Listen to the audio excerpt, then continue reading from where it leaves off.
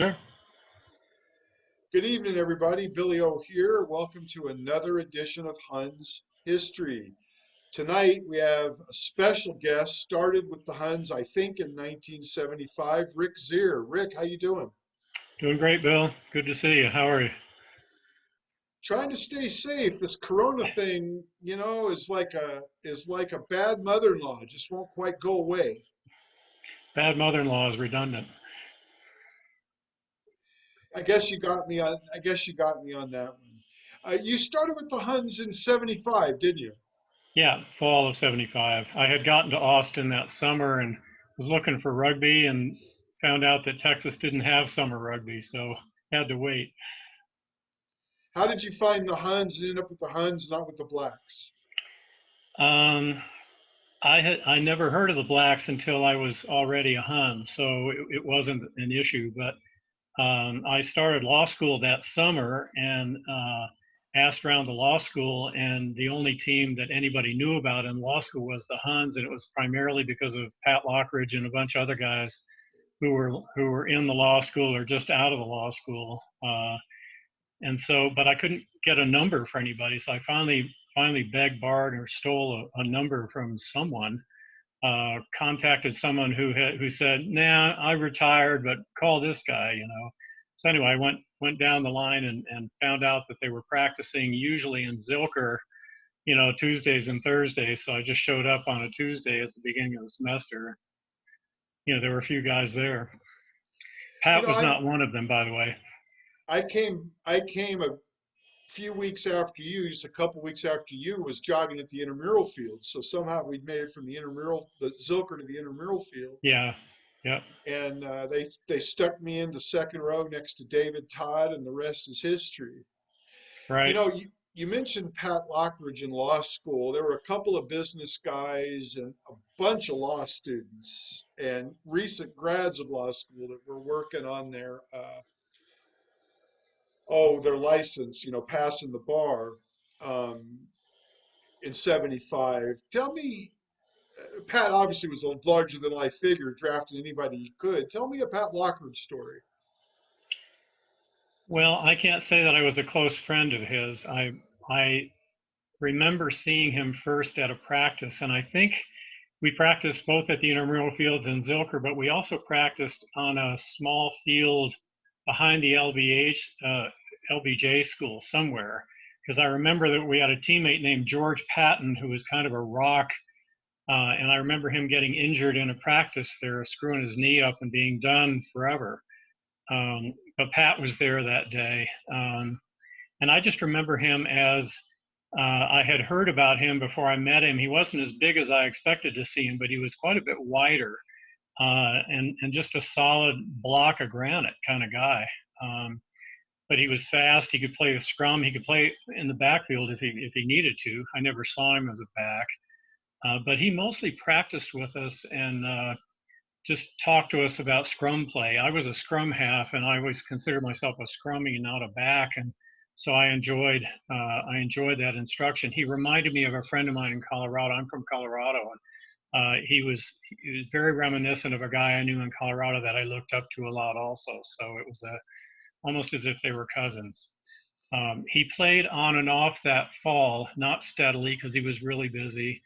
Um, his father's a prominent attorney in Texas, and I think he was maybe clerking for somebody and working for his dad downtown in Austin. So he was a busy guy, but he's a really good, effective player, and he was one of those guys who was just in the right place at the right time because he understood the game a hell of a lot better than us ex-football players did. Yeah, he was pretty amazing. Were you there at the after scrimmage Saturday party at Joe Daly's house where they had Carl Yastrzemski's batting average drawn in pencil on one wall, and they hung a sheet on another wall and showed us that '72-'73 Barbarians All Blacks game, like 3 blocks from Memorial Stadium. Yeah, I And hadn't thought of that in a long time. Yeah. there was a football game going at Memorial Stadium, and we're watching this classic Gareth Edwards try. And something must have happened at the UT game concurrently because there's this huge eruption while he's scoring that try. And I was an 18-year-old. I thought I died and gone to heaven. All these guys were just characters and a half. What other favorite characters from that time do you remember from 75, 76? Um, I remember a lot of guys. I remember you and I became close, good friends and still are. Um, I remember the Curlin brothers who were famous for Wow. going out and drinking, lapping up muddy water at the beginning of the game, just out in the middle of the pitch after a rainstorm. Yeah, one of them Uh, playing barefoot in the mud that day yeah, yeah, after lapping out of water out of a mud puddle. right. And I don't think they noticed that they were barefoot because it was kind of their natural condition. Wade Bingaman, who was a law student also, who was about 155 pounds maybe. I remember going to A&M and there were exactly 15 of us to play them, and they had three full sides ready to play us. And in the A side game, Wade got waylaid by somebody. We had to take him to the infirmary, so we played with 14. Um, uh, Wade Chris, was a center. Wade was a center at 150 pounds. yeah, yeah, uh, fiery, redheaded, great guy, great player. Sang Um, Faded Love all the time out in the back line. yeah, yeah. He and oh, who's his buddy, Chris Chris Jackson. Jackson? They sang it across the big amphitheater shaped classrooms in the law school. They were famous for singing "Faded Love." Um, um, Paul Miller, real gentleman of a guy, played the whole time I was there. Bert John Kleiman. Remember Bert Kleiman at Bert fullback? Kleiman played fullback primarily, and Bill Walkup, who was a hell of a good athlete. I think he'd been a linebacker in football. He was a Uh, number 8. he And played number 8 and he played wing forward. He yeah, was a scoring machine and hard to bring down. yeah. John Hargrove, who was a fly half, he was the back captain when I was the scrum captain the first year. Um, yeah, just a lot of guys. Um, That was a fun group of guys. well, the Played Sneeds, Don and Mike, I should mention them too. Yeah, Good they guys. came around in the spring of 76, I think, along with John Burns and Mike Jack first, and then Martin. shortly after that, Don. Yeah.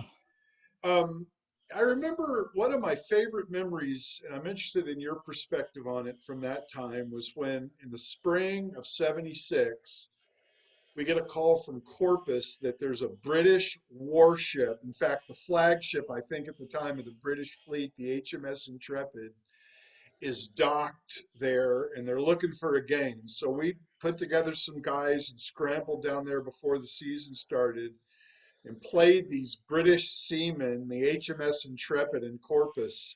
And we won. It was a hell of a game and hell of an after. What were your memories of that day? I remember driving down, and we always wanted to have a gift for the other side, so we stopped at a liquor store and bought a Jim Beam bottle that was as tall as I was. Had one of those little carriages that you rocket in back and forth. Um, put it next to me in the back seat of somebody's car, maybe yours, going down there. And we got there, and it was at the Naval Air Station at Corpus, and the Navy put us up. You know, it was really a nice deal. We had a really, football field, I think, but a good place to play.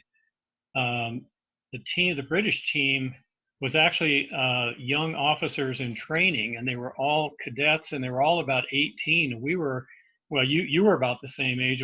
Most of the rest of the Huns were a couple, 3 years older. I was probably 5 years older, um, and they they spoke English with an English accent, and they looked as if they ought to know how to play rugby, but we just beat the crap out of them. And they couldn't tackle worth beans. They couldn't tackle American style, and they weren't very good at containment tackling either.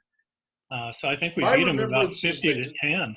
my Pardon? remembrance is they destroyed us in the set pieces, scrums and lineouts, and we took them apart everywhere else in one big.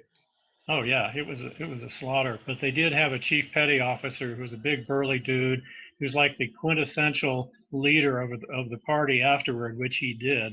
When we met him at the beginning of the game out on the field, we gave him this big effing bottle of Jim Beam, and they gave us these little cheap triangular pennants that said HMS Intrepid on them, and so, and then the Navy afterward gave us a barbecue. We had beer, and the cadets weren't supposed to drink beer, and the petty officer let them drink beer. We had a great party. It was fun. It's a good time, and it was all free. So, I remember too, in that party, this one guy, we went down with 14 guys and we picked up a couple of guys that worked in the valley that knew Pat.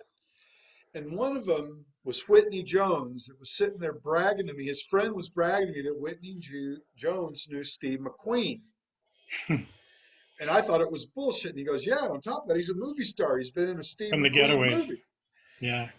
And I went back finally months later and saw The Getaway on TV. And sure enough, there was Whitney Jones in a scene that seemed to not even fit in the movie. Like his buddy Steve McQueen just added the scene so that he could say he was in a movie. It cracked me up. So the Huns include a movie star. Crazy.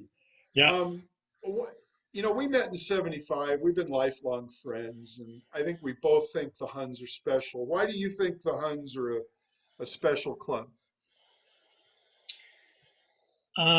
It was always a really nice mix. I mean, in the 4 or 5 or 6 different seasons that I played with the Huns, it was always just a great mix of people.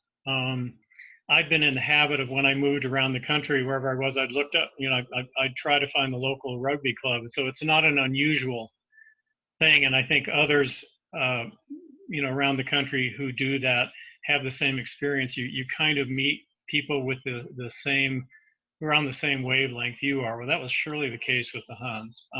It was nice because a lot of the guys were connected to UT, but they wanted to have a greater athletic outlet than intramurals or the other things that were available at Texas, as many as those were and as varied as they were. Um, the climate in Texas is wonderful. The smell of the grass to me was different than anything I'd ever smelled before, and uh, it was just a great experience. You talking the lawn? You talking the lawn or the weed, Rick? Yes. um, but no, the whole atmosphere in Austin is wonderful. Zilker was a really great place to play. The Austin tournament in the spring at Zilker was always a real treat. The last time I played rugby in Texas was with a Colorado side that I brought down to the Austin tournament the year after I left Austin, quit the Huns. And the Huns were playing in a Sunday morning game, and I came out to see you guys, and you needed a player, so I got to play with the Huns, and I got to score the winning try in overtime. So, yeah, so it was just a magical time for me. I remember stealing a windmill from the Posse East bar the night that Reggie Jackson hit 3 home runs against the Dodgers. Because we were. You still have that in your bar, don't I you? still do. Still works. I Um, went back to the posse for years, and that bartender knew that I had distracted him while you stole that windmill, and he gave me shit about that for years, man. are a good distraction, though. You're good at that. Yeah, it was pretty easy. Anybody could have stolen it. You mentioned the UT But connection. it was just it was a really good time. The teams we played, we had a good rivalry with the Dallas Reds. We of course had a good rivalry with the Blacks. And I have to tell you, as much as we hate the Blacks or hated them then, and the spring before you and I started in the spring of '75, the Huns won a lot, and I think they beat the Blacks twice, and they finished on a great note. So Pat and those guys kind of officially retired at a high point as a group. Um, when we came in, the Huns were depleted, and we had to build back up, which we did slowly. We had a hard time against the Blacks, but we always played them tough, and it was always good to have that competition. They made us better. And I have to say that the guy that was my counterpart at scrum half for them, a guy named Dan Hilliard, was one of the finest people I've ever met. He was a professor at Georgetown University up in Georgetown, and still was as recently as about 6 or 8 years ago. And the guy was just a beautiful rugby player, and it was a pleasure playing against him. Dan Hilliard was a really good man. I remember him, and It's interesting because the Pat's cronies retired in two waves. One in the spring of 75, right before you and I started, we lost about half those guys. And then in the fall of 76, the other half had all graduated. And we were pretty much a UT graduate program in the spring of 75. And then all of a sudden, we're a UT undergraduate Mhm. program made up of UT players basically that were just beginning the game. Now the club is not like that. There are university programs and it's older guys. We do still have new people, but the landscape has changed a ton. As we close, give me another Huns memory, a Huns thought of any kind. What stands out to you from your experience with the Huns?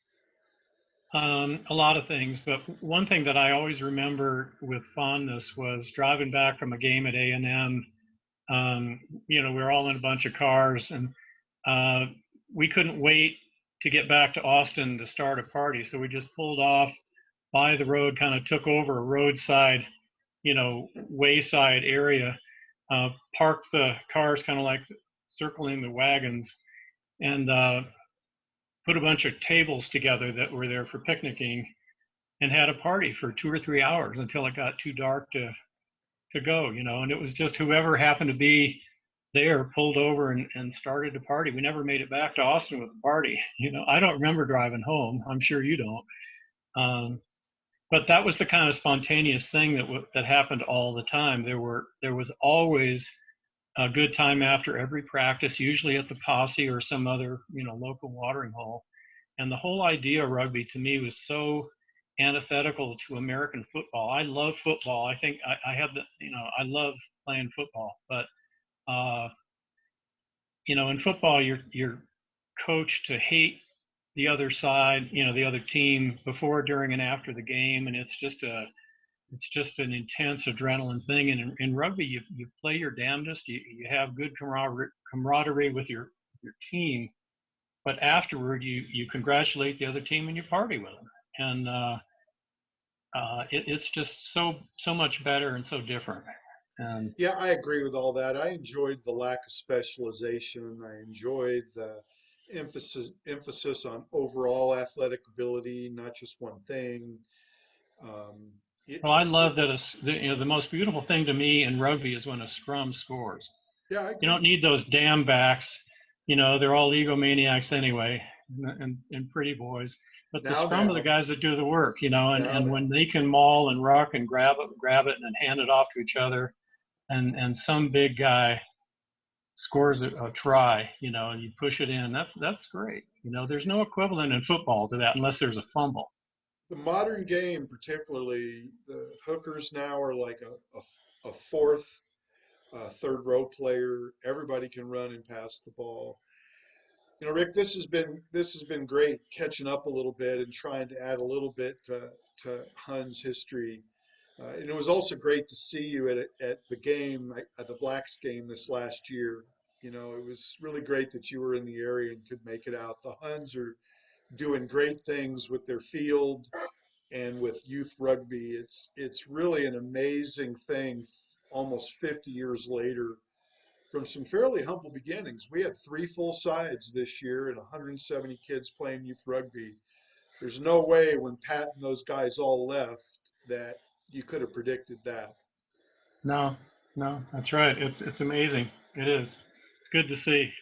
Well, it's good to see you, man. I hope we get to connect sometime soon. Take care of yourself. Me too. Hello to everybody. Huns. Tons.